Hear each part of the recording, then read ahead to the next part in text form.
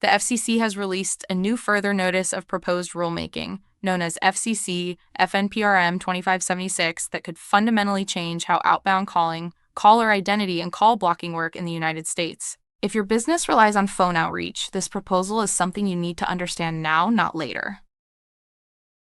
Now that the FNPRM has been published in the Federal Register, the clock is officially running. The FCC will collect public comments for 60 days. After that, it will issue a final report and order. Historically, once adopted, new FCC rules become binding within about 60 days, meaning these changes could take effect in roughly 4 months.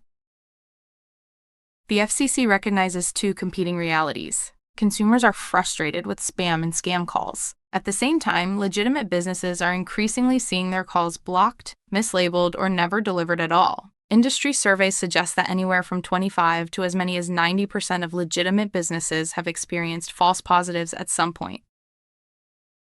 A major focus of the FMNRM is caller identity. Stirred Shaken has helped reduce spoofing by assigning attestation levels, A, B, or C, to each call. But consumers still see very little useful information. Most caller identity data comes from outdated CNAM databases, which are often inaccurate. As a result, consumers don't have enough context to confidently answer legitimate business calls.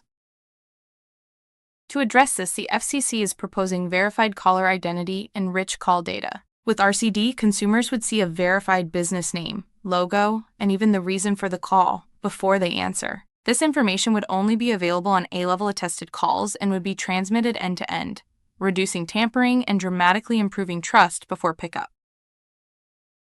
The FNPRM also proposes stricter handling of foreign-originated calls. Gateway providers would be required to mark calls that originate outside the U.S. Intermediary carriers must pass that information through, and terminating providers would display an indicator to consumers. This transparency helps isolate bad traffic and reduces collateral damage to legitimate U.S. businesses.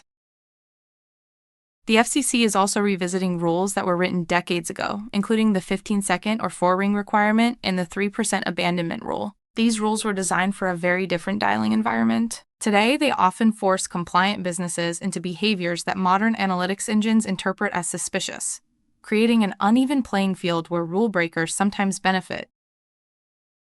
One of the most impactful proposals involves SIP codes and blocking transparency. The FCC wants standardized use of SIP 607 and 608 across all providers, along with additional metadata explaining why a call was blocked. This creates a true feedback loop, allowing businesses to diagnose and fix routing, attestation, and reputation problems. If adopted, these changes could significantly improve contact rates and restore trust in legitimate outbound calling. But they also raise the bar. Businesses will need clean data, verified identities, compliant dialing behavior, and modern infrastructure to benefit from the new framework. The businesses that understand these rules early will have a major advantage. The full written breakdown of FCC FNPRM 2576 is linked below. And if you want help navigating compliant outbound calling in this new environment, the Leads Warehouse is here to help.